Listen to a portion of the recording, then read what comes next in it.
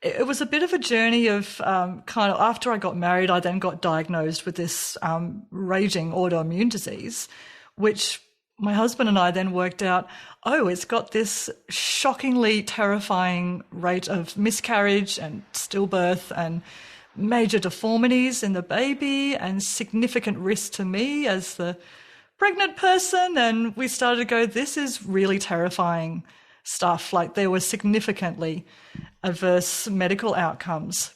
And so we kind of felt, even though we wanted kids of our own, we kind of felt a bit backed into a corner by this whole new disease kind of news. And we felt like the risk was just too terrifying for us to even embark on that journey. We made the really difficult decision to remain childless, but we felt like it wasn't really a choice at that point. We felt like we really had been cornered by all the medical information I was receiving. So it kind of felt like forced choice. So I coined this term childless by forced choice, because sometimes, even though it technically is a decision, we effectively feel like the decision has been taken out of our hands.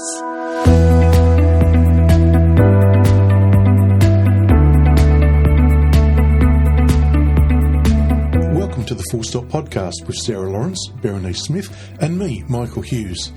If this is your first time here, our podcast delves into the many facets of what it means to be childless, as well as what is going on in the wider childless community. Our hope is that with all our special guests, we can help you craft your own narrative and what it means to be part of the childless community. We also aim to educate those who are not in our community so they can begin to understand and support those in their lives who may be facing a life without children. Now, there are many ways that people arrive within the childless community, and we are extremely privileged to have these three courageous and beautiful souls with us today. So it's over to you, Sarah. Welcome to this episode, everybody. We are here to talk about some of the lesser known reasons why people might be part of our community. So we all know the big ones, the ones that we often talk about. But today we've invited Steph, Paolo and Charlie on to talk about their very different stories, but how they came to be in this community. I think it's Jodie that talks about the many doors to which we all come into this community. And I think this episode is really going to illustrate that.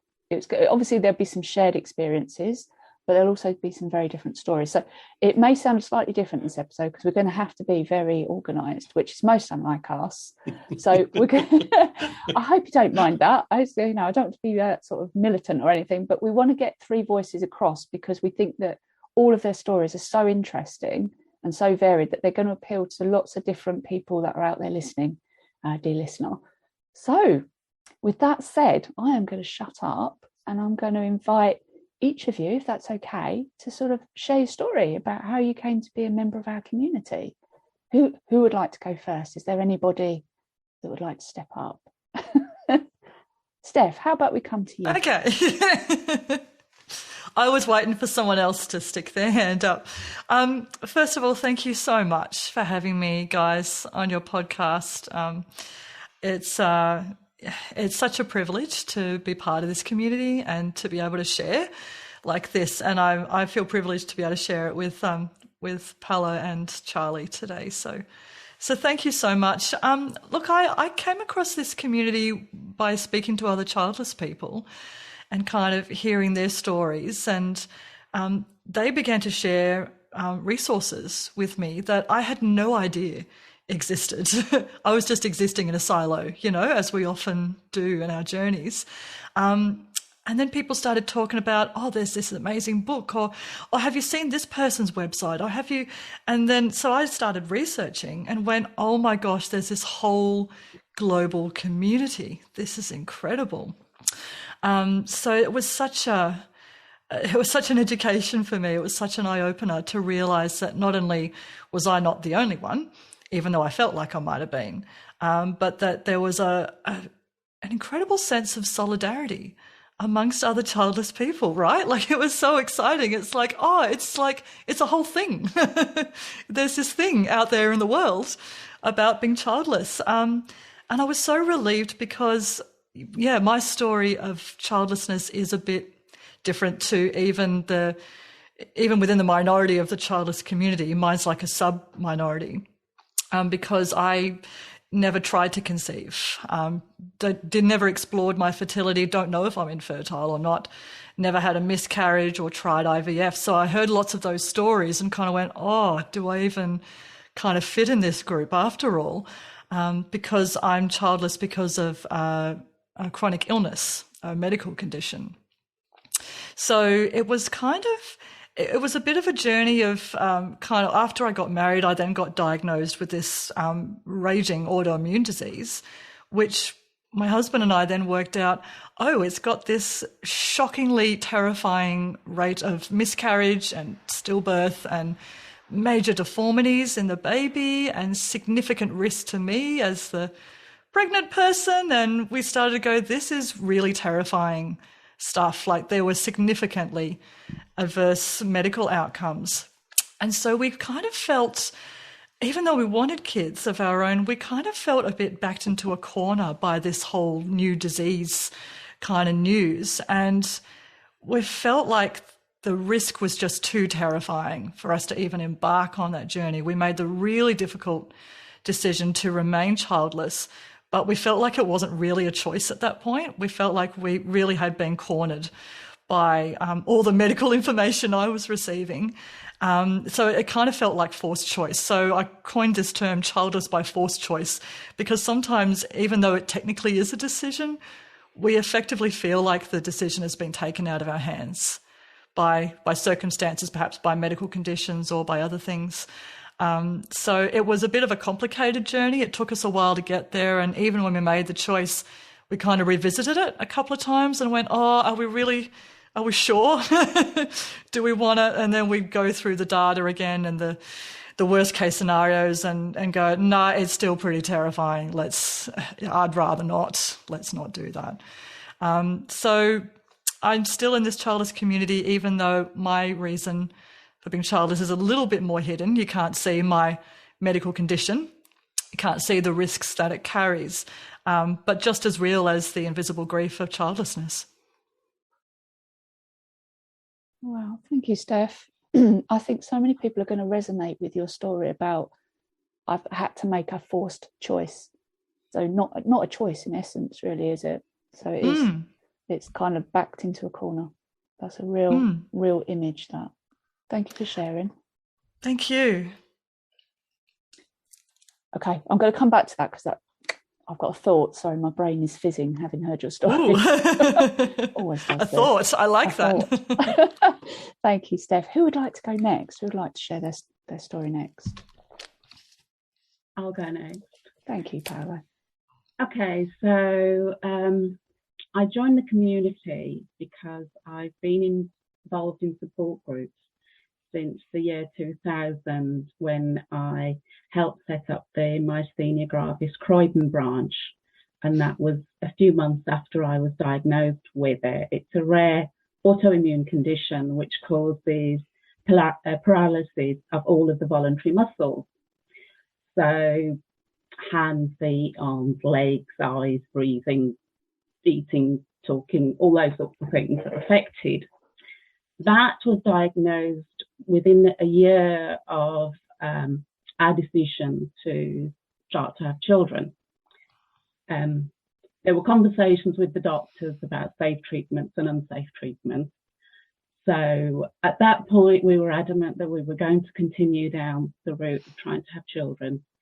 So I had to refuse the best course of treatment. So there was some, aggravation between me and the doctors about what to do. And it was agreed that we would try, if need be, a maximum of 2 IVF treatments. And if that failed, we would call it a day and I would start the treatment that they wanted me to. Now, myasthenia gravis is a life-threatening condition because it affects the breathing muscles. And so the first 5 years, I had suboptimal breathing. The first month I was diagnosed, I was in hospital with a crisis and I nearly died because my breathing got so poor. And they had a cot outside my bed ready to rush me to ICU and put me in an induced coma if my breathing went any lower. So it was a really hard time. So I was trying to get pregnant.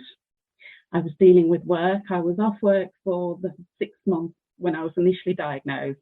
I went through the crisis. I had a thymectomy, which is open heart surgery, when they remove a gland from behind the heart, which is meant to help. I was on very high dose steroids. I was on steroids for 19 years, eventually. Anyway, so I was off work for 6 months, went back to work. Terrible situation, but anyway, you dealt with it as best you could. I had 13 emergency hospital admissions in the first 2 years. And at that point, I decided I wasn't going to count any more admissions. I was sent home in a taxi twice because I collapsed at work. I'm really good at falling. That's a really useful life skill, how to fall and not hurt yourself. Anyway, so all this is going on. I'm trying to get pregnant. I'm trying to get the disease under control. I'm trying to cope with work. And of course, it's all too much and the body can't possibly deal with all of that. So we got to the stage where we went through IVF and it failed. And the doctor called me in and said, this is never going to work for you. Your eggs are just too poor. You know, basically that was it. I did try and get IVF through the NHS, but because I was 37, I was declined. And at that point, I'm very ill. The doctor told me this is not an option anymore. So I was pretty much destroyed for about 6 months. And 2 weeks after the conversation with the gynae doctor, I rang my neuro and said, right, okay, I will start the azathioprine. I will take the treatment that you want me to. And we started that. And I put sort of having children to the back of my mind then because I had no choice. Anyway, they weren't able to get my condition under control. I just wasn't able to manage everything, and neither were they. So we decided to sell up, leave London, and move to Birmingham. And I've always had gynae problems. I've always had really bad periods, very painful. I went on the pill in my early 20s because of that. Anyway, so upshot was, at one point I was in hospital. My red blood count was 9. I was receiving IVIG for the myasthenia, and they were like, well, we can't give you white blood cells and red blood cells because we can't. And so it's kind of, okay, so we stopped, said, right, okay, we've got to deal with this. And the gynae doctor said, right, okay, have a look. You've got really bad fibroids. They're enormous. So I'd been bleeding really heavily.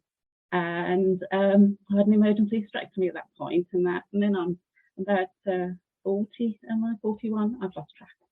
So anyway, so that's sort of my situation. And after that, I went on to methotrexate, and of course you can't, I've had the hysterectomy, I'm not going to get pregnant. I'm on another drug, I can't, it's just all over. So at that point, I knew that dream was gone. So I'd been involved, like I said, in the Myasthenia Gravis Association, and I was the forum administrator for some time. And I've been involved in support groups since. And that's one of the things that's been a key driver for me. That was why I joined the community. And last year I realised there wasn't a support group for childless women with chronic conditions. So I set up a support group. And we're just over 90 members now after about 10 months. So that's a bit of my history. It's much truncated, and obviously you can imagine there's loads more behind it, but that's me. Flipping heck. Wow. What? Gosh, you've been through so much. That's amazing. And then to bring something positive out of all of that. We're coming back to this. Yeah. Wow. Yeah. I can only know that I've been through IVF, and to add on everything else that you've been, honestly, and then to try and catch up somewhere along the line with how you feel as well, and all the feelings, it sounds like a real roller coaster, and then trying to sort of pause and catch up with life, with your situation, must be just incredibly difficult to do. Thank you.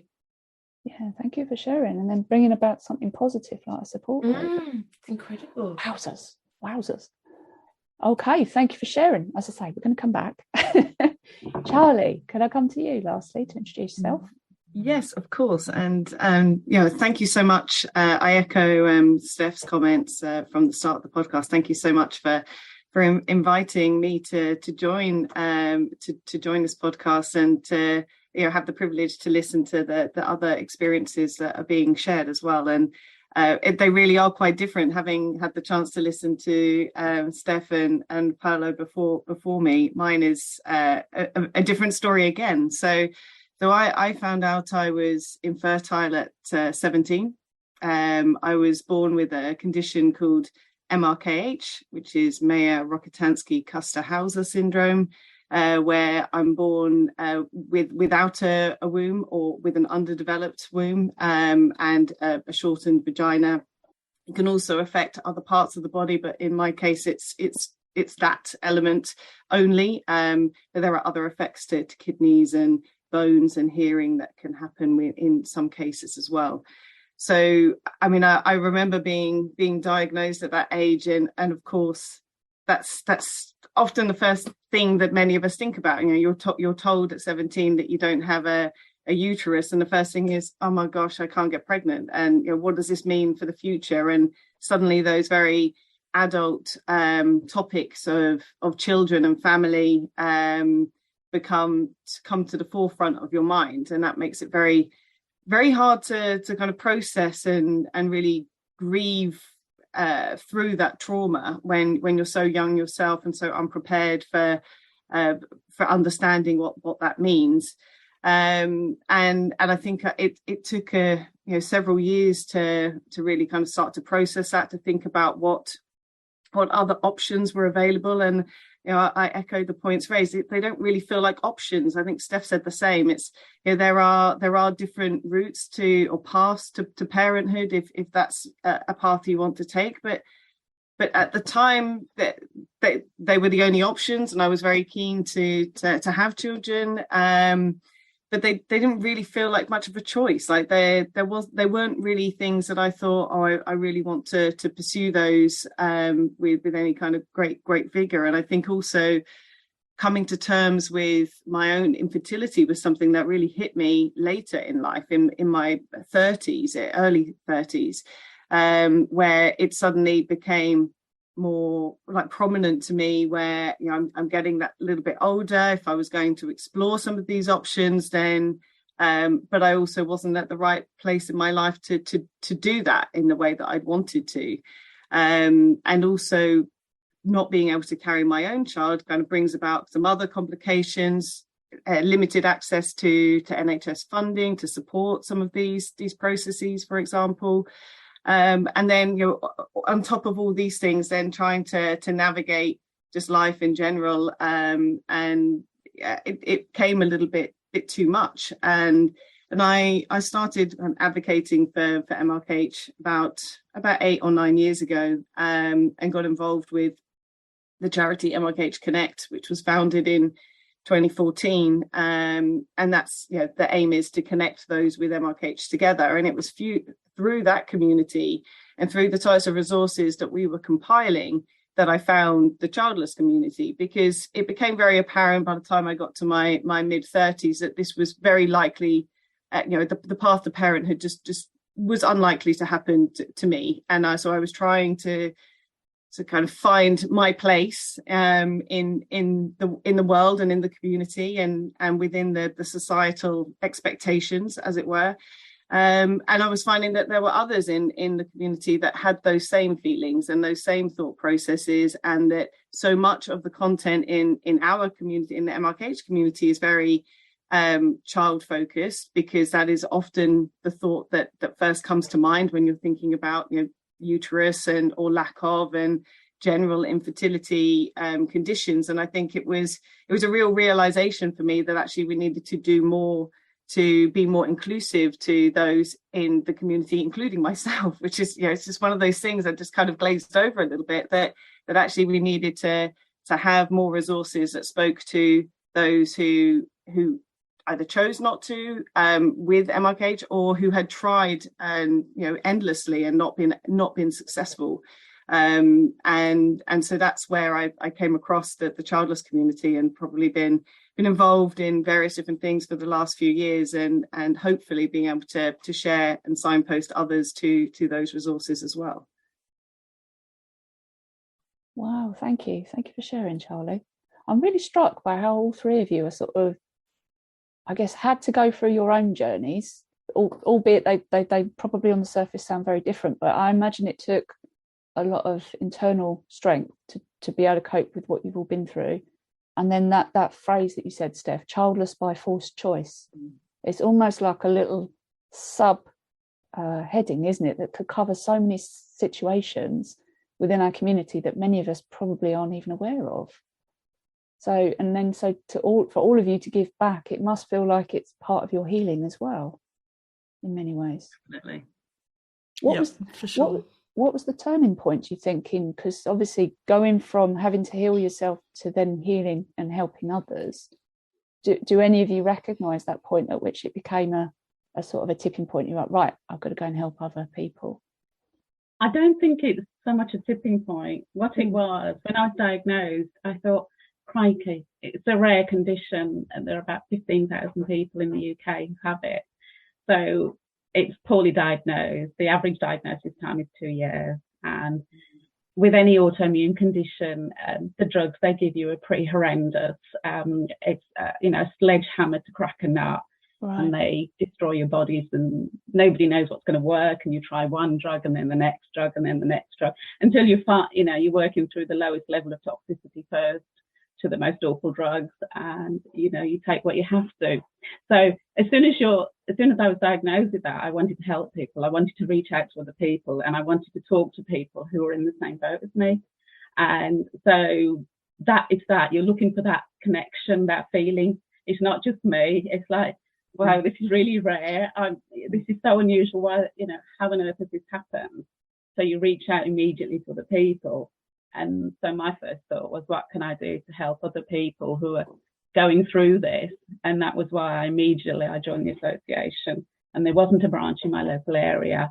And they asked me to set that up. So I was the founding chair for that. And we set that up, and we had about 12 members almost immediately. And that was in London. So obviously there's a lot more people there. So, and it was a very gradual learning that actually helping others is healing me. That took time. I didn't recognize that straight away. I did it because I wanted to help, and I wanted to support other people who were experiencing what I was experiencing, which frankly was extremely challenging on every single level. And so, and over the years, I've realized they healed me far more than I healed them. And that what they gave back to me was a validation and a feeling that I have a purpose.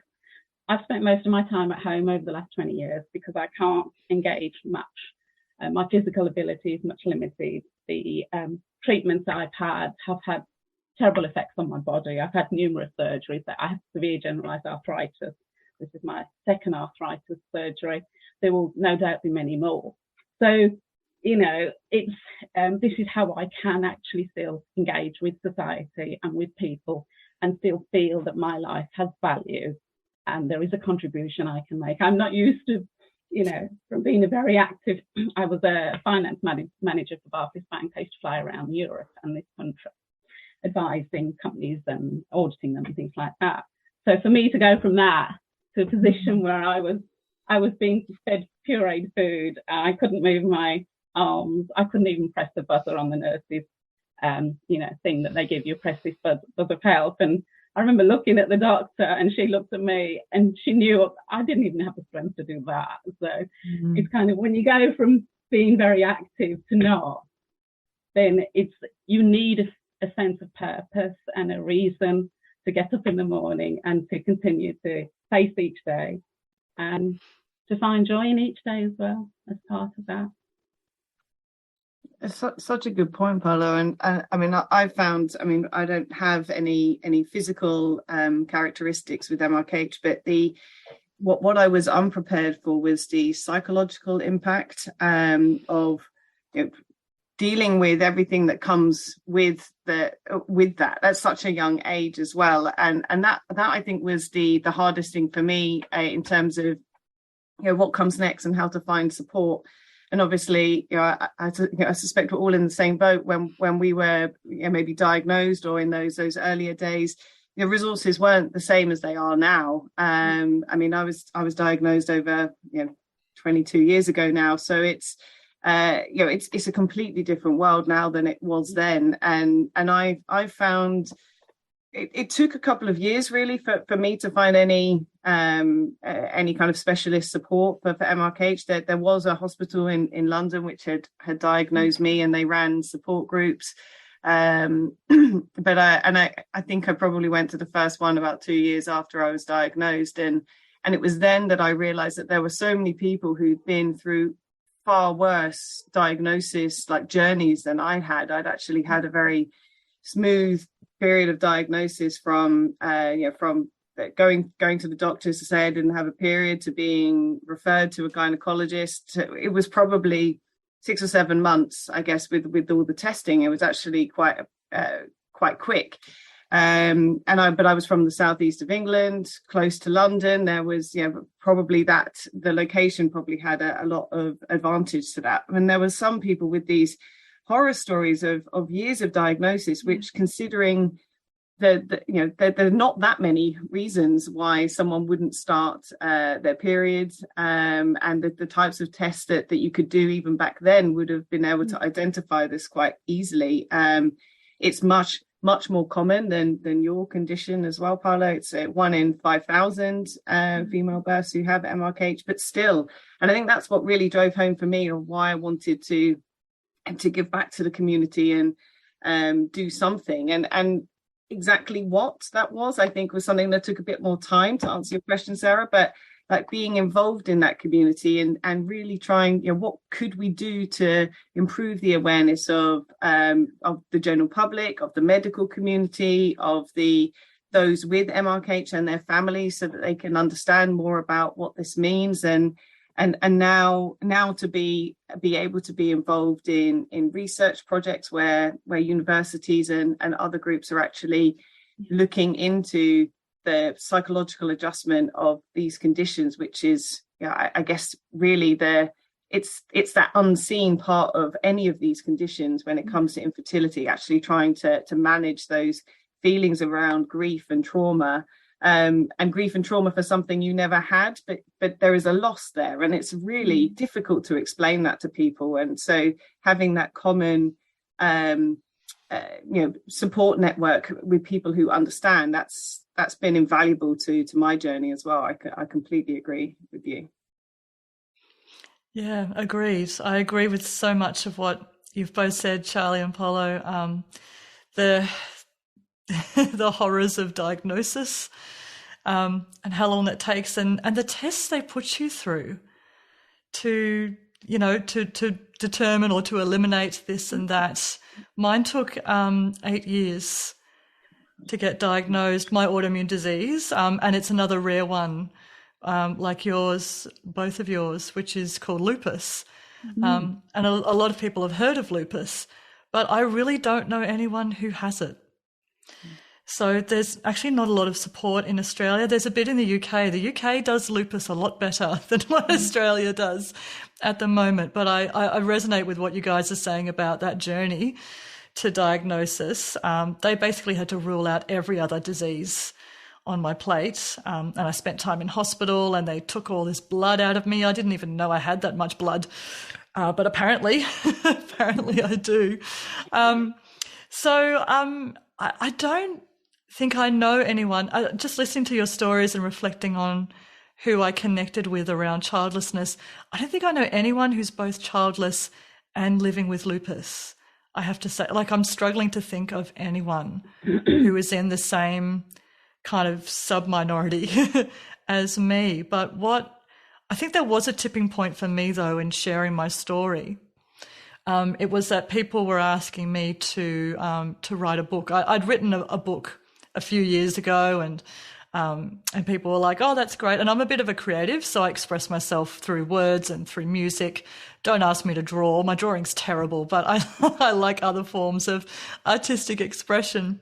So I'd written this book, and people were coming up to me going, "Oh, what's your next book going to be on, Steph?" And I'm like, "Well, I don't know. I wrote a book about surviving singledom, and particularly in the church when everyone else seems to be married." So I was like, I'm kind of happy if that's a standalone book. And people were like, "Oh, you should write a book about marriage." And I was like, "Oh, hell no. Seriously? I need to add another book to the plethora of marriage books about surviving marriage. I'm like, no, I think you've come to the wrong girl for that. Anyway, a couple of people made the same suggestion, and I was like, no, not going to do it. And then a friend of mine at church, who was also married without children at that point, said to me, you know, why don't you write a book about marriage? And I was like, I don't really think I need to add to the wealth of marriage books that's already out there. And she said, no, Steph, I don't mean write about what it's like to be married. Can you write a book about what it's like to be married in the church and not have children? And I went, ooh, yeah. Yes, I could definitely write a book about that. So that was, I guess, the tipping point for me in terms of writing words that would hopefully reach out to others. And even that simple but powerful message of, hey, you're not the only one. It's not just you. You're not alone. So I realized my story was niche. So I actually took it upon myself to interview a bunch of other childless people for that book. So I'm going, my story may not resonate with many people. Let's include some other stories about infertility and IVF, and interviewed 14 wonderful people about their childlessness stories. But I think that's when you guys talk about what gives your life meaning, I think for me, that's being able to write and publish a book and, you know, or produce music and put songs out there. For me, those words last forever. That music lasts forever. And to know that stuff is going to outlive me, those words are going to be around long after I'm gone, like that's a kind of legacy. And that's really meaningful to me, that my words might continue to reach out and encourage and inspire other childless people long after I've shuffled off this mortal coil. So, yeah, I think that's given me a lot of purpose left by the void of childlessness. Oh, I love that. So it almost feels like you've almost all found this purpose around giving back, legacy, connecting others, bringing it together, recognising that actually maybe it's a small group, but it's a much needed voice that you need to sort of gather everybody in so that you're all together. I was wondering if I could go back to something you said, Steph, earlier. You mentioned talking about it was something worse to the effect you were sort of saying, you know, about the childlessness around. I kind of came away with it sort of like, am I part of this community, the childless not by choice community, because it's childless by forced choice. Now, I obviously with the counselling, I work with a lot of people that are kind of one foot in, one foot out. I was wondering, could we explore that a little bit? Because I think there's quite a number of people that think, am I part of this community? Should I be part of it? I don't want to use the word worthy, but you know what I mean? Do I qualify? I was wondering if we could explore that. Would that be okay? Of course. I definitely resonate with that. I definitely had that experience of wrestling with the dilemma of, well, I'm childless and I don't want to be childless, so it's childless, not child-free. But there's all these other people here who've been trying to conceive for a really long time, and that wasn't my story. So is my story, not is it valid? I was going to say, is it valid? But I know that it's valid. But it was more a question of belonging, I guess. Like, is this the place where I belong? And if not, well, where the heck do I look for another tribe, you know, another community where I can belong? So yeah, I guess I wrestled with the words and the language a bit. Words are really interesting to me. I'm really interested in language and nuance. And that's where I came up with the forced choice, because I asked some people in the childless community, do you think I'm like childless not by choice, or do you think I'm childless by circumstance? And someone messaged me at one point and said, oh, you're childless by circumstance because your medical condition is a circumstance. And I was like, you know, that's true. Like, I went away and thought about it. I mulled it over and I went, they're absolutely right. Like, it is a circumstance. At the same time, it lacks some of the meaning for me. Like, a lot of people, when they say childless by circumstance, they're talking about not being in a relationship. You know, they haven't found the right partner. They're childless by singledom, which is its own cohort, you know, and with its own challenges. And I thought, well, I don't really identify with that group either. So what about people like me who feel like, they're facing just a really difficult decision, a really risky version of childlessness, where it might be actually too dangerous to even start trying? Along with my lupus, I resonate with what others have shared about having other feminine issues. I had endometriosis for a very long time, very painful. So there was that, and there were other factors kind of piled on top of that, where I was kind of going, it's not really, the choice is taken out of my hands, but I technically do have a decision. I toed and froed on it, is what I'm trying to say. I toed and froed for a long time. And that's when I went, let's come up with something completely new then, because I'm not finding anything that's really satisfying. So hence the forced choice. And I put it in my book, and what I was saying about it was that this might resonate with others who also feel like they're in a difficult life situation where, yes, they have a choice, but it's such a dangerous choice that they're pretty much not willing to look at it. And I can think of people I know with significant mental distress or past trauma, or perhaps disability, or they're limited in terms of their mobility or their functionality, who might also feel like, well, yes, I could be a parent, but the effort and the psyching up it would take to get there, and could I kind of follow through with it once it started, and all those questions. I thought perhaps forced choice might be a better fit for people in those sorts of circumstances as well.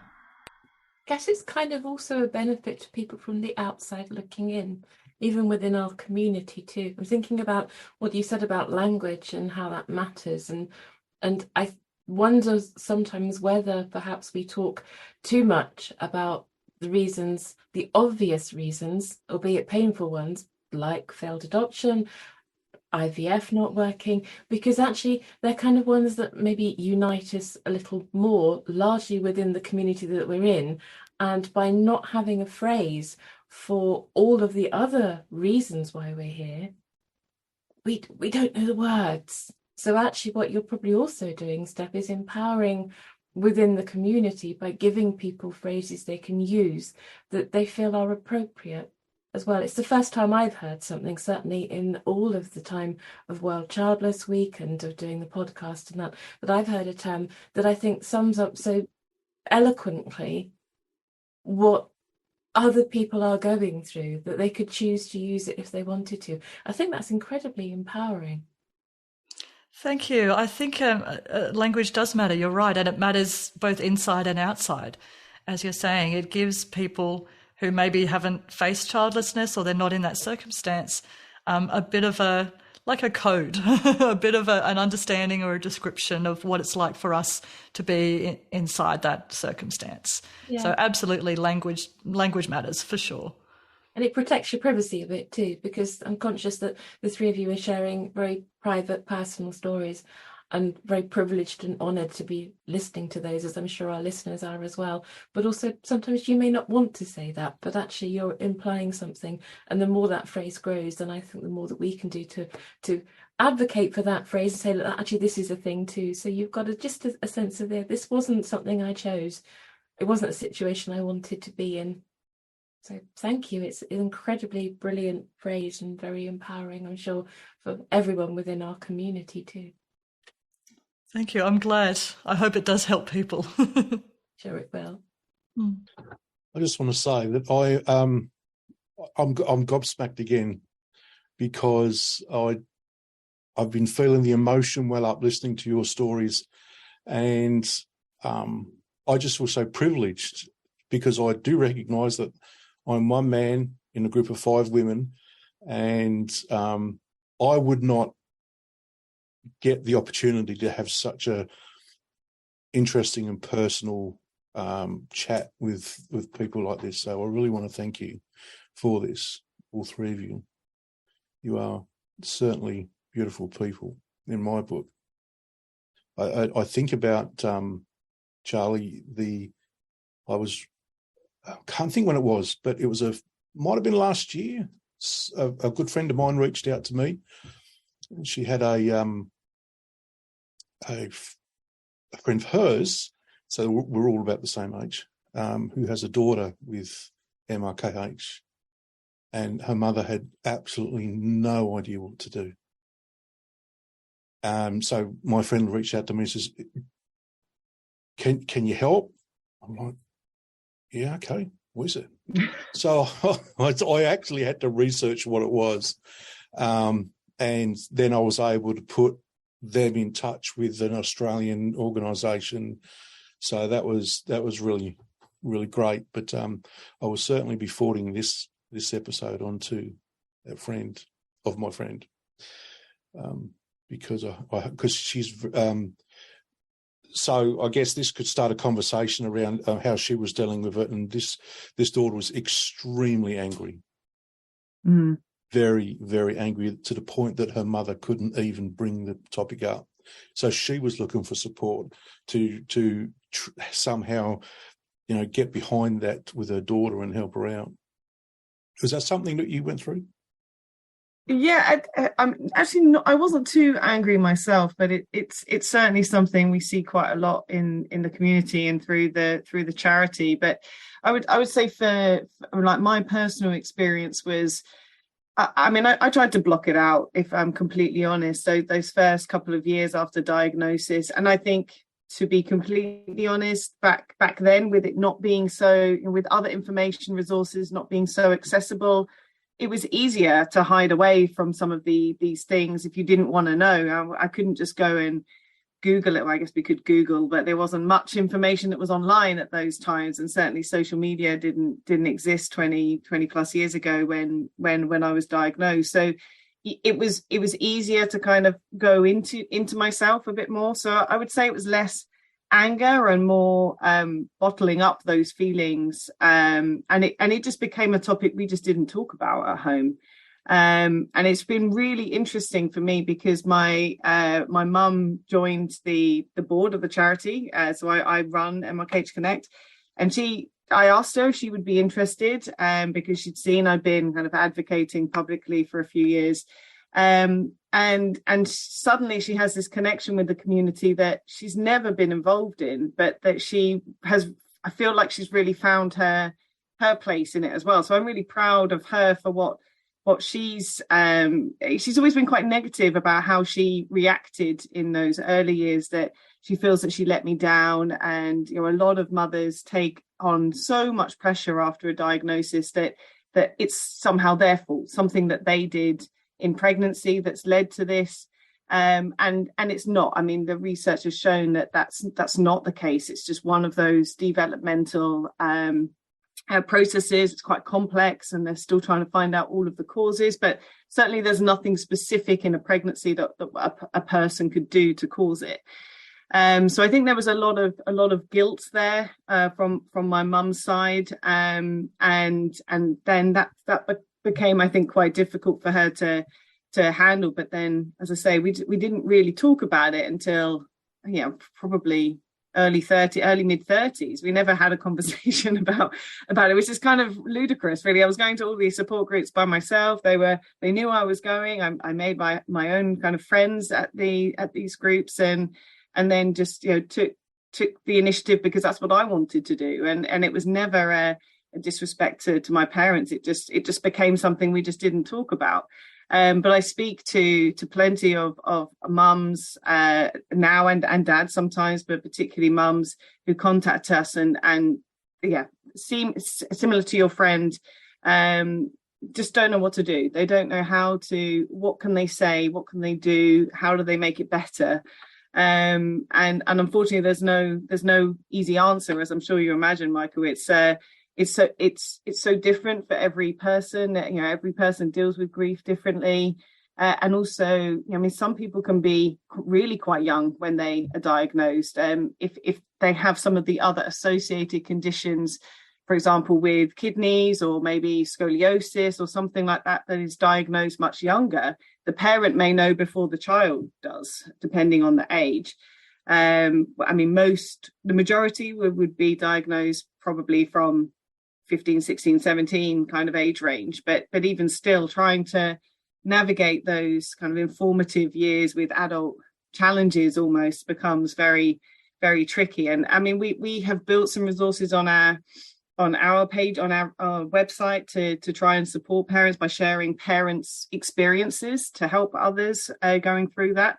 And it's an area that we kind of continuously reviewing as to how we can build more resources to help. And it's a case, unfortunately, of a lot of patience, a lot of listening, a lot of, I'm here for you, without perhaps being too, or seemingly too smothering to the person that's going through that. Because I think particularly those first few months, first year, 2 years, can be really delicate and really hard for that person themselves to navigate their diagnosis, let alone articulate what that means to their family, even if maybe they're talking to their friends. But I think sometimes sharing something so personal and how it's making you feel with your parents feels also quite awkward. But it's, I mean, if it helps to redirect her in our direction, we'd be happy to have a chat with her as well, Michael. But hopefully we can build some more resources to help those in a similar situation. Oh, thank you, Charlie. Hello. When I was thinking of listening to your story, I was listening to, Steph was talking about how, she was siloed. We all understand that, siloed. And then you have these an autoimmune disease that again would compound that that loneliness, I guess, that the fact that now you're restricted probably just to your home, and that I'm sitting here gobsmacked. I can't get the words out to just think about what that must be like. So for you to just turn that around and go, well, I want to give back, I'm going to shut up in a minute because I can feel the emotion welling up. I think in some ways, when you are stripped of everything that you know about yourself, your body, what's going to happen in the future, what's happened in the past, you reach a point of being so low, and I can't explain how low I have been in the past. I cannot tell you the depth I have experienced. I really can't. And that crawling out of that is hard, and learning to think, this is my life now, but what do I do with that? I was mid-30s. I couldn't just ignore it. I couldn't pretend it would go away. I was in hospital half the time. I couldn't talk. I had to spend a lot of time with myself, and I had to really get to a point where I could accept my external reality and think, right, okay, so if this is what it is, this is what it is. I've always been extremely mentally strong. I've had enormous challenges in my life. I was born blind in one eye. I'm Asian. I'm female. I was brought up in a sexist, hierarchical society. I'm a minority, and minority of a minority of a minority of a minority. I have been that the whole of my life. So I'm used to fighting for myself. I stood up to my parents. All my peers, the girls my age, went into arranged marriages when they were 17 to 21. I fought against that. I went to university. I got a degree. I had a career. So I'm used to fighting. I'm used to being on my own, saying, this is what I want, and I'm not going to accept what you're giving me. So for me, when I was told I had myasthenia gravis, I was like, oh, I can deal with this. I've dealt with this, and I've dealt with that, and I've dealt with the other. What can this do to me? And of course, it did a hell of a lot more than I could ever have imagined. And so I went through all the physical degradation, but unable to look after myself, having other people do things for myself that I never thought I would have to accept, except maybe when I was in my 90s. And, so I had to accept that. So when you are faced with an impossible situation, you have to deal with it. You don't have a choice. It's like you're strong because that's all you are. There is no other option. You don't crawl into a corner and die. That's the only other option. So you fight it, you deal with it, and you live through it. And the emotional stress of every single relapse, the heartache that caused every single time my body was overpowered, that and the mental challenges, I just cannot express that to you. But you get through them, you survive them, and you look back and you think, but I got through that. I got through today. And you wake up the next morning and you don't know what the challenge is going to be. You don't know if you're going to be in a hospital bed or you're going to sleep in your own bed. And you think, my challenge today is tonight I'm going to sleep in my own bed. I'm not going to be in hospital. I'm going to get through this day. And of course, many times I fail. But you accept failure. Failure is part of life. Failure doesn't matter. In fact, nothing that actually happens matters in any way. It doesn't matter how bad life gets. It doesn't matter how good life gets. It is what it is, and it's your life. So, you deal with it. So it's really not a case of, it's hard for other people to understand and accept it because they can't imagine living through that. But you don't have to. So why should you? I don't expect other people to understand me. I don't expect other people to care or engage. It just is. People know what they know. Well, I know, I wish I didn't know it. I'd love that level of ignorance. I really would, honestly. But I can't hide from that. But what I can do is make that experience meaningful. And what I can do is I can talk to someone else who's given this diagnosis and think, my God, what am I going to do? Am I going to die? And some of us do die, Before treatment, there was a 25% chance of death. With treatment, so since the 1970s, the chance of death is only 3 to 5%. That's higher than dying from COVID. So when everybody was sitting in their doors because of COVID, I was like, welcome to my world. This is what it's like. I always have to be careful. I can't get a cold because I can be in hospital. So, to me, I guess I've reached a level where nothing really matters and so many things I don't care about because they're so unimportant. And I feel that the only answer to any question that is worth asking is love. Love others, care for others. And that's kind of what I believe. And that's what I think the support is about, is being able to share that. And you can still be happy, you can still enjoy something, right? So you may not be able to go out with your mates or may not be able to drink booze and you can't, so, people live with worse things. The thing is you get used to it and I've taught myself loads of things over the years, knitting, crocheting, painting, drawing. I'm currently learning to play the piano and I'm learning Hindi and Spanish languages. So there is so much you can still experience and you can still enjoy. I don't believe in labels. I don't believe in tags. I am what I am. We're all human beings. The rest of it really doesn't matter. So, I've got one tag. Inspirational. I think that's an incredible attitude to have.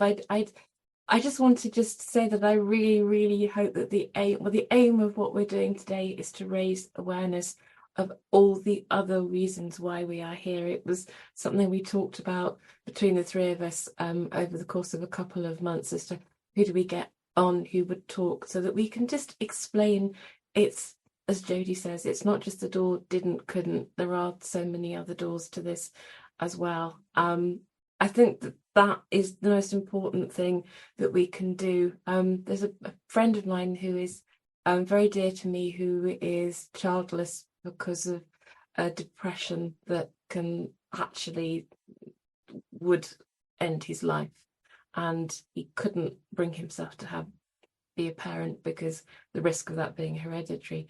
And one of the things he did recently was a little kind of thing about being called it pocket Buddha, because we're going pocket Buddha.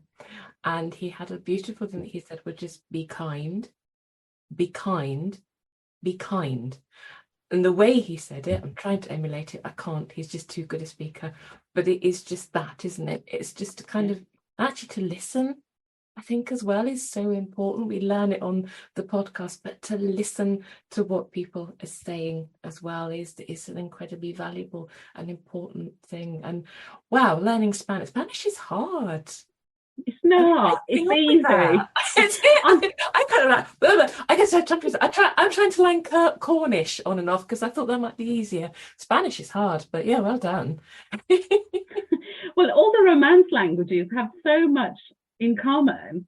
It's just different endings or beginnings or things like that. So if you know one, you know True. them all. Yeah, the verbs, isn't it? It's the verbs and the points of view and that I just like, no, I can't even get them in English, really, to be fair. I love that. I only remember one word of Spanish. I think it's izquierda, which I think is left. Izquierda, yeah, left. Left. I was like, my God, that's such a sexy word just for left. It's the only one that's stayed in. I like izquierda. Can you imagine if izquierda? What does it mean? Left. Oh wow. This has just been, I could sit here for hours and listen to you all. It's so inspirational. I was wondering though, so obviously Paolo's learning Spanish, etc., but what plans have you got for moving forward? Where are all you going individually? What plans have you got for your support? Where do you see it all going? Would that be okay to talk about that as well? Who should we go to? We've not heard from you for a little while, Steph. Can I come to you with that one first? Yeah, sure. I have recently found a good support group online for autoimmune things. And I found that a lot of people in that particular community actually have lupus, which is amazing. I'm like, oh my gosh, you get it too. You have the thing. You know what that's like. So there's people on there with other autoimmune diseases, of course.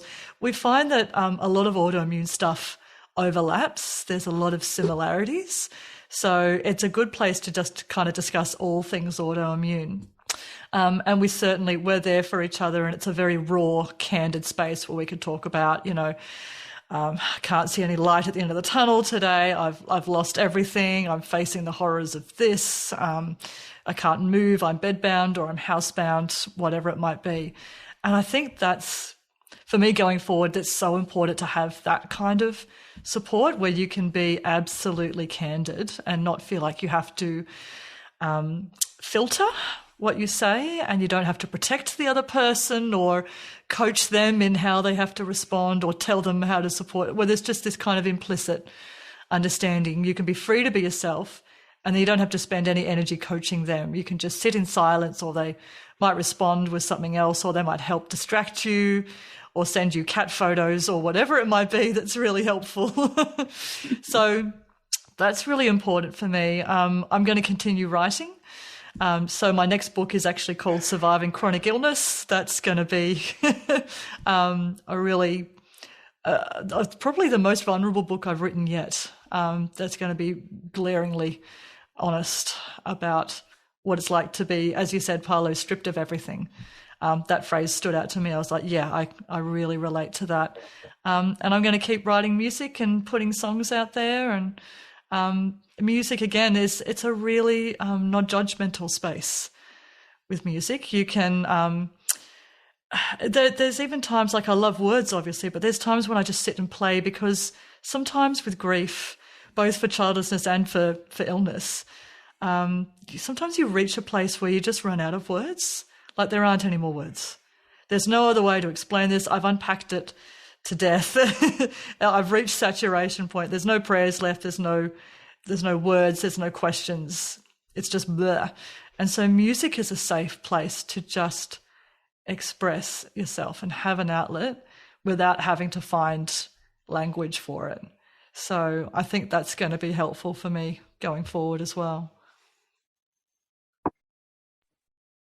Before we jump on to the others, Steph, I listened to your song Angel at My Keyboard the other day. Oh, yes. And, yep. And I need to tell you this, that it resonated with me so much because of the image that I've always sort of carried in my head is my boy coming to see me to seek my counsel. You know, I need to talk to you, Dad. And so that's why that song resonated with me. And it actually, so for me, it's a little that image is quite melancholic for me in some ways, but your song's not. And so it actually really it gave me a massive paradigm shift when I was listening to it, and still reflected over it. You can see that you can probably hear the emotion in me right now, but I wanted to tell you that. Wow. Not quite sure where it's going, but I will let you know. Thank you so much, Michael. Again, you put this stuff out there and you hope it resonates with people, but you never really know if anyone's going to listen to it or like it or whatever. But thank you for saying so, because the song for me, it was an image that came to my mind one day very starkly and out of the blue, and I felt physically in pain when the image hit me of this little girl at my keyboard, and I was teaching her to play. You know, so that was one of my hopes for legacy in having a daughter. And the song is kind of bittersweet in a way, like it's got the sadness and the sorrow in there, but I also wanted to convey the beauty of that image as well, and how it transported me to a completely different place. And that's what grief can do, of course. But yeah, there's this idea that grief is always sad, and sometimes grief is kind of, there's a sweetness and there's a stillness and a grace in that as well. Michael, I really appreciate your feedback. Thank you so much for telling me that that's what came across to you. I'm so thrilled. Well, thank you for composing it. Well, thanks for sharing that, Steph. It sounds like I'm looking forward to the new book then. It sounds like it's going to be really interesting, and a really good support for people that have gone through chronic illness as well. So something else that people can sort of reach out for, perhaps when they're not ready to talk to people, but they want to hear a voice that gets it. Amazing. And hopefully a good encouragement for Christians as well. There's often these, there's myths in society about, well, if you just try hard enough, you can overcome anything. And sometimes you just really can't. Sometimes your body goes, yeah, we're not doing that. No, I don't care what plans you had. No, that's not going to happen. And I think in the Christian circles I travel in, a lot of Christians sometimes need to hear that as well, just that reality check of, as wonderful as God is, sometimes he doesn't intervene. Sometimes he doesn't heal your illness, or he doesn't give you children. And sometimes he doesn't tell you why either. He doesn't give you answers. So I'm really hoping these books can just reassure a lot of people who've been down that path of mystery, of not knowing where on earth this is going, but still hanging on, still surviving somehow. I think a lot of people in the Christian faith might resonate with that message as well, around that, where they fit within their community, their faith community. So, wow, sounds like it's going to pack a punch. Vulnerable, hopefully. Supportive, but yeah, supportive, but actually packs a little bit of a punch too. I love that. Why not? Thank you for that, Steph. Who would like to speak next about where they're going, what their plans are? Who's got? I'm happy to go. So. Yeah, go for it.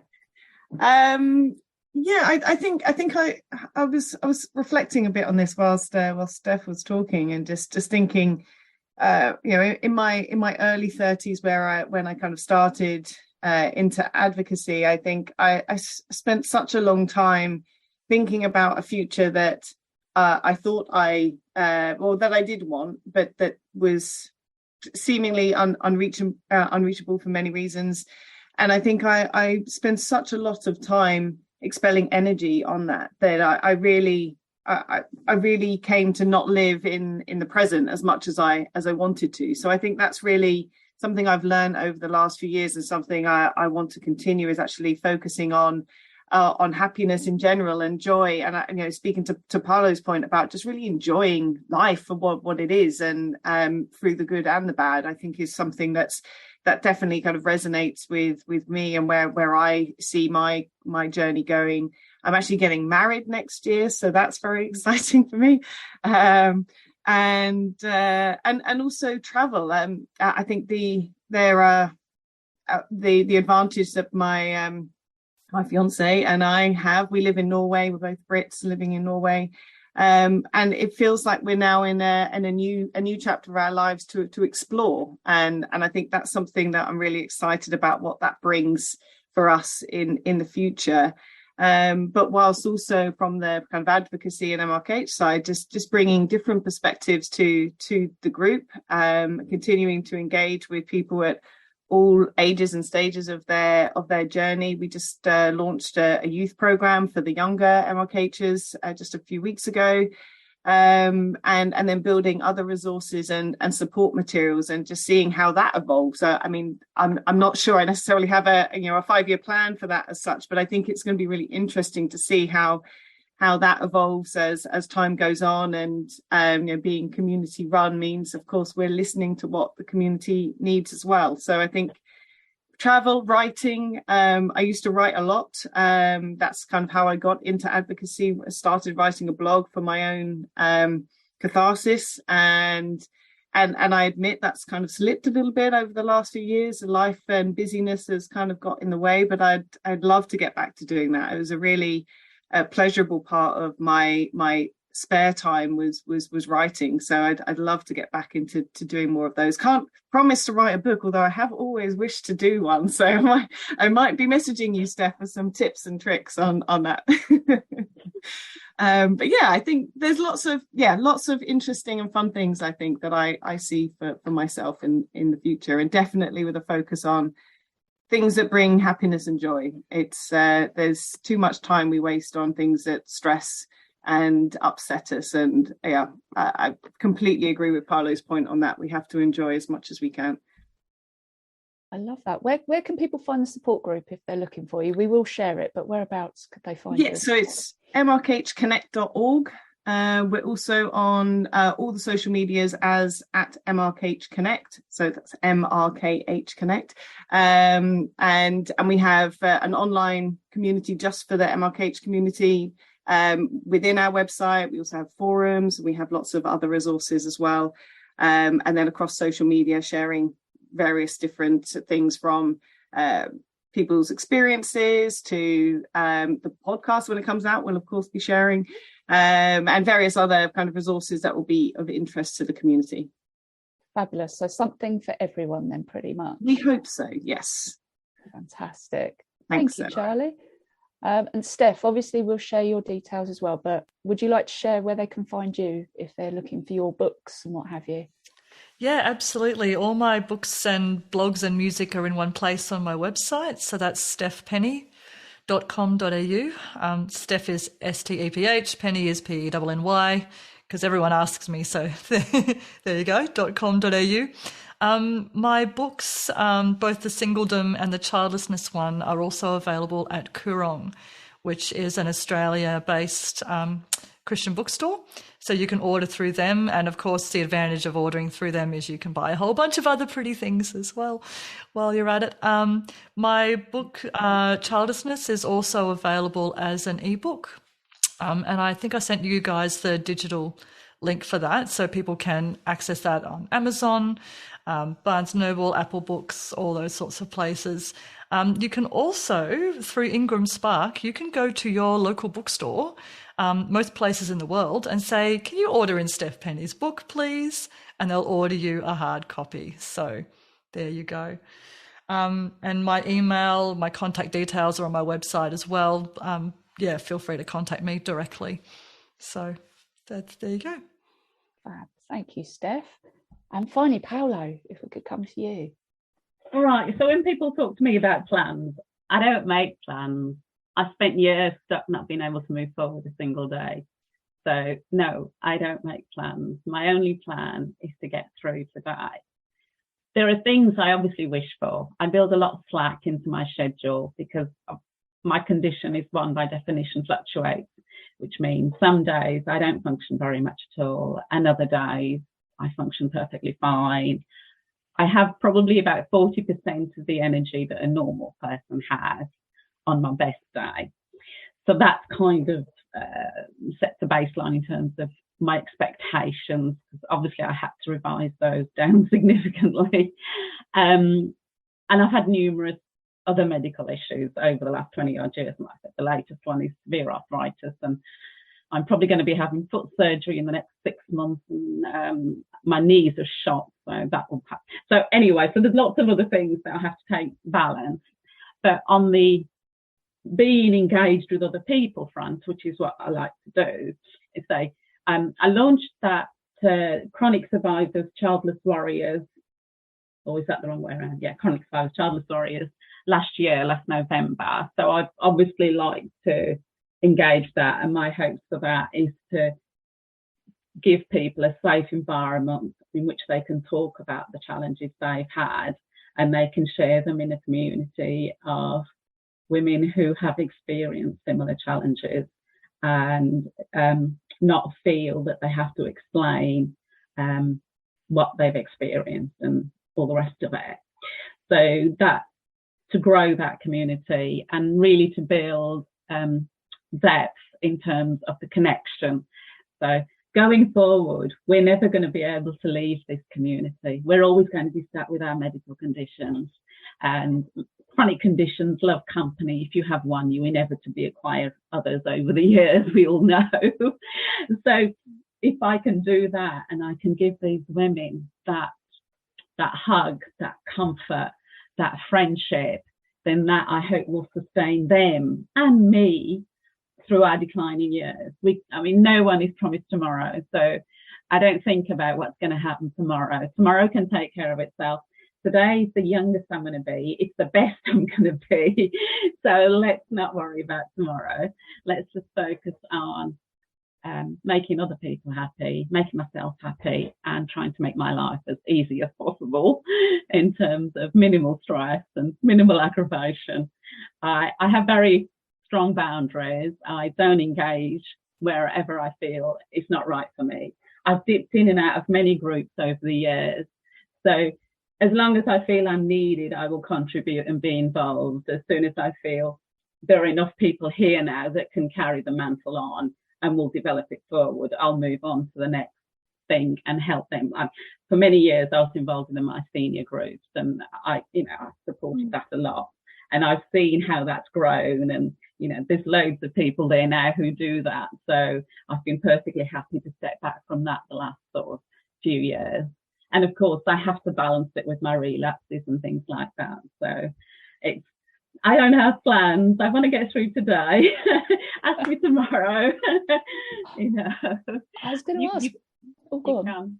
You can't have plans when your life is unpredictable. So no. You have to embrace it. You can't fight it. So living in the present is really important. Where do people find your Childless Warrior group, Paolo? Okay, so that's a Facebook group, Chronic Survivors, Childless Warriors, and I can send you the link afterwards.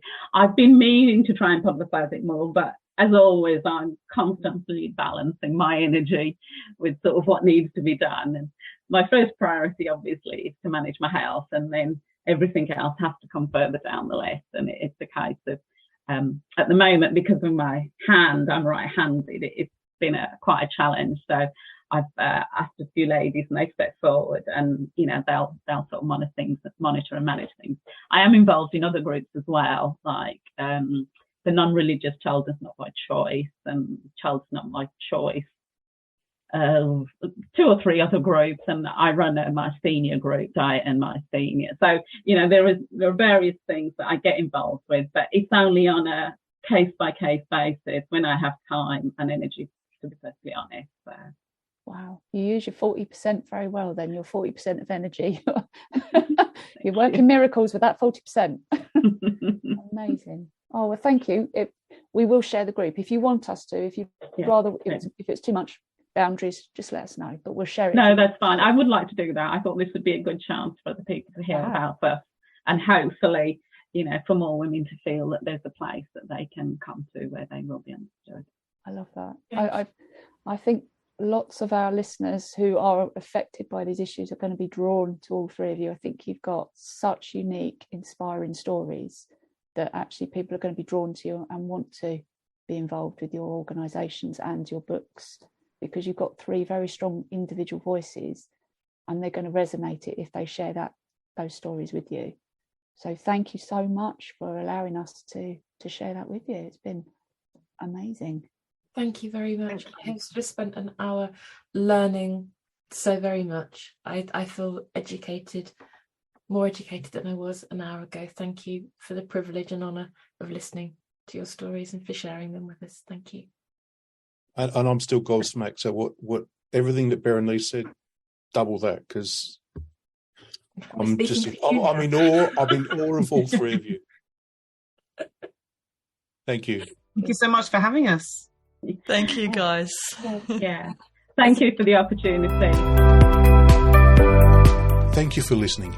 We hope you found Charlie, Paolo and Steph as inspiring as we did. And if you want to find out more about our podcast, or you have a burning topic we have not covered, please reach out to us, as we'd like to be as inclusive and diverse as possible. And you can find us on Facebook, Instagram, Twitter, LinkedIn, and we also have a YouTube channel. And of course, at our website, www.thefullstoppod.com. And here you can sign up to our listeners list, where you can keep up to date with what's going on in our world. And if you want to donate to our work, you can do that there too. We'd also appreciate it if you could rate the podcast on the app you're listening to us on. Apparently, the algorithm loves this and then makes us more visible on searches. And the more of our community we will reach. And personally, we love getting your feedback, so please reach out to us if you feel the need to. And as always, it's important for us to let you know you are not alone. I've been dying to speak to all of you for such a long time as well. Steph, I know you're such a cheerleader on Twitter. We're just kind of like, as we go off and throw in little kind of worlds of chat sometimes. So it's really nice to actually speak to you as a real person here on a screen. And one day, maybe in real life, I hope that one day I'll get to Australia. And in which case, you are definitely someone I want to meet. Well, apparently she's only just up the road from me, so you could do both of us. I know. Just up the road in Australia is slightly different to just in the UK. I've heard that. Formal for us.